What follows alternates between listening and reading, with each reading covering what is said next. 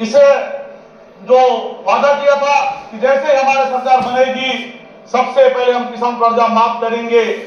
पिछला जो सरकार बना था मात्र 2 घंटे के अंदर में हमारी सरकार ने, हमारे मुख्यमंत्री ने जो कर्जा माफ का जो वादा पूरा किया था सीधा मंत्रालय पहुंचकर उस पर हस्ताक्षर किए थे। लेकिन इस सरकार के अंदर में कोई भी ऐसा काम इस 2 घंटे के अंदर में नहीं हुआ। बार बार हमारे जो अजय चंद्राकर जी हैं, विद्वान है, बहुत संसदीय ज्ञान है उनको, वो जब भी हमेशा ये चीज बोलते रहे, जब भी किसान की बात आए तो उसमें विरोध करते हैं। गोबर अगर किसान बेचता है तो उनमें आपत्ति है, किसान न्याय योजना से अगर किसान को पैसा मिलता है तो उनमें आपत्ति है। आखिर ये चाहते क्या है? क्या किसानों को पैसा नहीं मिले? क्या किसान गोबर नहीं बेचे, उठान के माध्यम से अपनी बात नहीं रखे? कहीं ना कहीं पिछली जो हमारी सरकार की लगातार किसानों को उनका जीवन स्तर उठाने का काम हमारी सरकार ने किया है। लेकिन जो कर्जा माफ, जिस तरीके से आज कर्जा माफ नहीं होगा, कुछ हमारे जो सरकार के उप मुख्यमंत्री जी हैं और बहुत से बड़े नेता ने बार बार कहा कि कर्जा माफ हम करेंगे, सभी को कर्जा माफ करेंगे, लेकिन आज एक विरोधाभास आता है कि नहीं कर्जा माफ नहीं होगा। तो कहीं ना कहीं ये दो बात हो रहा है वो किसानों के साथ धोखा है। ये पूरे बड़े स्तर जिस तरीके से हमारे जो बस्तर अंचल के नारायणपुर के जो किसान हीरू बढ़ई ने आत्महत्या किया है, आप सभी जानते हैं कि वो परिवार का एकलौता जिसके ऊपर पूरा परिवार आश्रित था, वो उसके आत्महत्या से पूरा परिवार आज सदमे में उभर नहीं पा रहा है। तो आने वाला समय इस तरीके से बहुत सारी घटनाएं होने की आशंका है, तो सरकार को अविलंब कर्जा माफ करना चाहिए। जिस तरीके से पहले आज इस कर्जा माफ के जो वादे पे भरोसा करके, गारंटी पे भरोसा करके पूरे प्रदेश से किसानों ने कर्जा लिया, बड़े पैमाने पर कर्जा लिया, उनके साथ धोखा है। आज जो किसान बोनस की बात कर रही है सरकार, मैं इस पे बात करना चाहता हूं कि 2016-17 जो 2 वर्ष के किसान का बोनस देंगे, धान का बोनस देंगे, आज 7 साल होने को जा रहा है। 7 साल के बाद आप बोनस दे रहे हैं। इन 7 सालों में अगर हम राशि बैंक में लेकर करें तो हमारा पैसा दुगुना होता है। और कुछ अभी भी इसमें स्पष्ट नहीं है कि हम किस किसान को हम बोनस देंगे। क्या वास्तव में वो किसान वहां पर अभी जीवित है, नहीं है, किसी का जमीन का बंटवारा हो चुका है? ऐसे बहुत सारे उस बातें हैं जहां पर ये सरकार के बीच में ये इस बात को स्पष्ट सरकार ने नहीं किया है।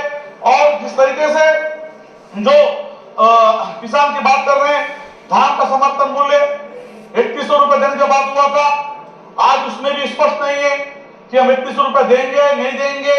आधा सीजन चले, आधा जो किसान धान बेच चुके हैं उन्हें 2100 रुपए, 2183 रुपए की दर से भुगतान हो रहा है।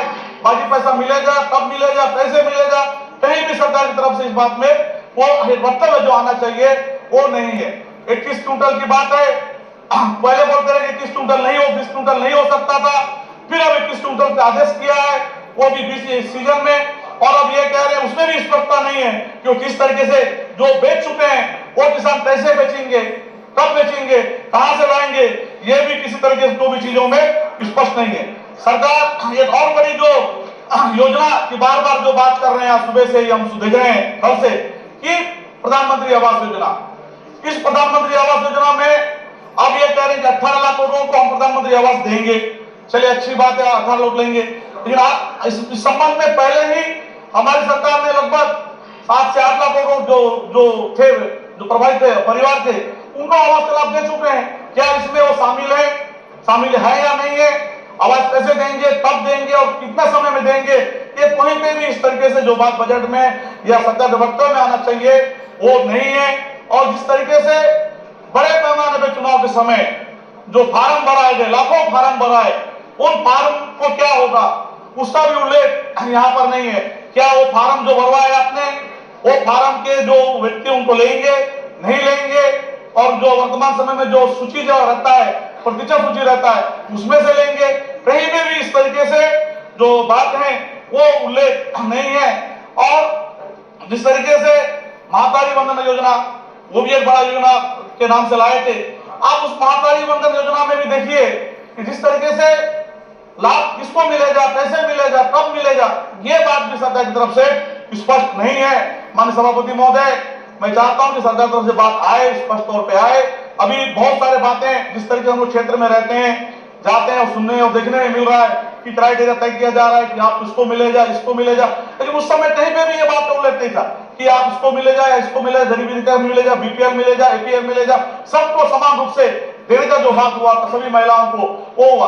और जिसके बजट में जो अभी जो प्रावधान है उस प्रावधान से बहुत ही कम महिलाओं को मिलेगा।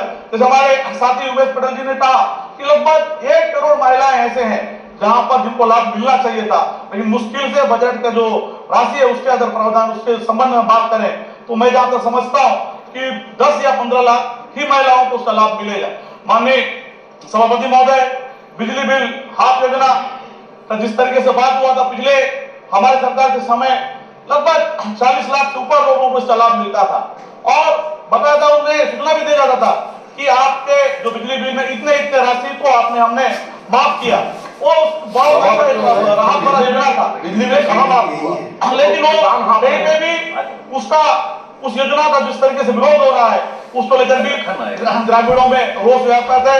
और मैं ये बात और कहना चाहता हूँ कि जिस तरीके से पिछले जो 5 साल हमारी सरकार ने गांव, गरीब, किसान, आदिवासियों के लिए जो योजना लाया, चलाया, जमीन पे धरातल पे पहुंचाने का काम किया, ये बहुत बड़ी है।